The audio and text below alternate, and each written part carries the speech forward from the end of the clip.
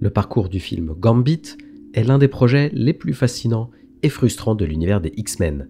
Ce personnage charismatique, doté de pouvoirs mystérieux et d'une attitude rebelle, semblait être un choix parfait pour une adaptation cinématographique. Pourtant, son chemin vers le grand écran a été semé d'embûches, oscillant entre espoir et désillusion pendant plus de 10 ans. Aujourd'hui, alors que Channing Tatum a enfin pu enfiler le costume de Gambit dans Deadpool 3, il est intéressant de revenir sur ce qui aurait pu être et sur les nombreuses anecdotes qui entourent cette production maudite. Salut à tous et bienvenue sur House of Marvel pour une nouvelle vidéo. Aujourd'hui on va parler de Gambit, ce personnage qui est revenu dans Deadpool et Wolverine, ou devrais-je dire apparu, car vous allez le voir, le parcours de ce personnage pour apparaître dans le film aura été un vrai parcours du combattant. Préparez le café, installez-vous bien confortablement, je suis Julien et vous êtes sur House of Marvel. L'idée d'un film sur Gambit n'est pas récente. Dès 2003, Bryan Singer, alors réalisateur de X2, voulait introduire Gambit sous la forme d'un simple caméo en prévision de futurs développements. James Bamford, un cascadeur, avait même été casté pour incarner le personnage et une scène avec lui avait été tournée. Malheureusement, lors de la post-production, cette scène fut coupée et Gambit resta dans l'ombre. Bryan Singer avait d'ailleurs en tête de donner un rôle plus important au personnage dans le troisième volet X-Men, l'affrontement final, mais son départ de la franchise laissa ce projet à l'abandon. L'une des premières grandes déceptions pour les fans est survenue avec X-Men Origins Wolverine en 2009, où Gambit était supposé faire une entrée fracassante. Channing Tatum, déjà un acteur monté en flèche à Hollywood grâce à Step Up et G.I. Joe, était pressenti pour jouer le rôle.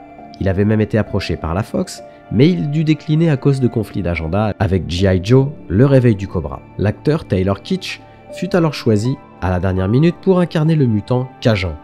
Malgré une prestation honnête, le film fut un échec critique et commercial et toute perspective de spin-off centrée sur Gambit fut rapidement abandonnée. Cependant, Channing Tatum ne baissa jamais les bras. Dans une interview en 2013, il expliqua à quel point Gambit était son X-Men préféré, non seulement à cause de ses pouvoirs, mais aussi pour ses origines Cajun qui résonnaient profondément en lui. Originaire de la région de la Nouvelle-Orléans, Channing Tatum se voyait parfaitement dans la peau du personnage. Cette passion sincère est l'une des raisons pour lesquelles la Fox finit par l'engager officiellement pour le rôle en 2014, lançant ainsi l'idée d'un film solo. Le projet semblait enfin prendre forme et plusieurs grands noms furent liés à la réalisation. Channing Tatum était aussi monté sur la scène du Comic-Con de San Diego en 2017 pour parler de ce projet. Le film semblait enfin prendre forme, et plusieurs grands noms furent liés à la réalisation. Rupert Wyatt, connu pour son travail sur la planète des singes Les Origines, fut le premier à signer pour diriger le film. À cette époque, Channing Tatum s'entraînait déjà à lancer des cartes et à réaliser des tours de magie sous la tutelle du célèbre illusionniste David Kwong, afin de rendre le personnage aussi authentique que possible. Le film devait se concentrer sur des intrigues de braquage et des histoires de gangsters dans le cadre unique de la Nouvelle-Orléans, s'éloignant ainsi des récits de fin du monde typiques des films de super-héros. Mais dès le départ, les problèmes commencèrent à s'accumuler. Wyatt quitta le projet après des désaccords avec la Fox sur le budget du film estimé à 154 millions de dollars. Un budget énorme pour un personnage relativement peu connu du grand public. Mais la Fox voulait faire de Gambit une nouvelle icône des X-Men, surtout avec le départ imminent de Hugh Jackman après Logan. Le départ de Wyatt marqua le début d'une série interminable de changements de réalisateurs. Doug Liman, connu pour La mémoire dans la peau et Edge of Tomorrow, fut le deuxième à être engagé pour reprendre les rênes du projet.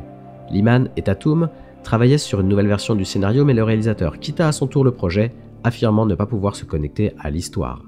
L'un des aspects les plus fascinants du développement du film est que Channing Tatum lui-même s'est investi corps et âme pour que le film voie le jour.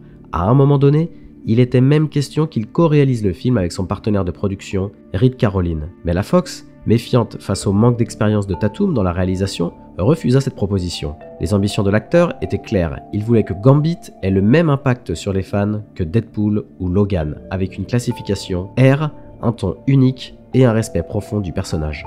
En parallèle, plusieurs idées de casting circulèrent, notamment pour le rôle de Belladonna Boudreau, l'amour de jeunesse de Gambit. Léa Seydoux, l'actrice française, connue pour ses rôles dans Spectre et La vie d'Adèle, avait même été envisagée pour incarner Belladonna. Après plusieurs années de développement, de retard et de réécriture, le coup de grâce arriva en 2019 lorsque Disney racheta la Fox. Avec cette acquisition, de nombreux projets furent mis en pause ou tout simplement annulé, et Gambit fut l'une des premières victimes de cette fusion. Disney avait d'autres plans pour les X-Men, notamment avec l'intégration des mutants dans le MCU, et le projet du film Gambit fut officiellement annulé. Ce n'était pas seulement une fin pour Gambit, mais aussi pour Channing Tatum, qui avait vécu une véritable obsession pour ce projet. Il a même décrit cette expérience comme traumatisante, ayant vu ses espoirs et ses efforts se désintégrer en même temps que le projet. Mais l'histoire de Gambit ne s'arrête pas là. En 2024, Channing Tatum a finalement eu l'opportunité d'incarner son personnage de rêve dans Deadpool 3. Ce n'était pas juste un simple clin d'œil ou un caméo de quelques secondes. Tatum a revêtu le trench coat emblématique et est apparu dans un rôle significatif, rendant hommage à l'héritage de Gambit et à toutes ces années de développement qui n'ont jamais abouti à rien.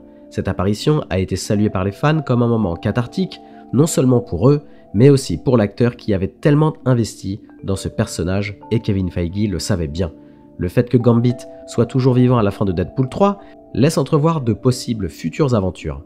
Avec l'explosion du multivers dans le MCU, il est fort possible que Gambit puisse enfin avoir sa place dans cet univers connecté, surtout après la scène cachée révélée par Ryan Reynolds récemment. L'histoire de Gambit est celle d'un rêve cinématographique qui a pris plus de 10 ans à se concrétiser, non sans douleur et frustration.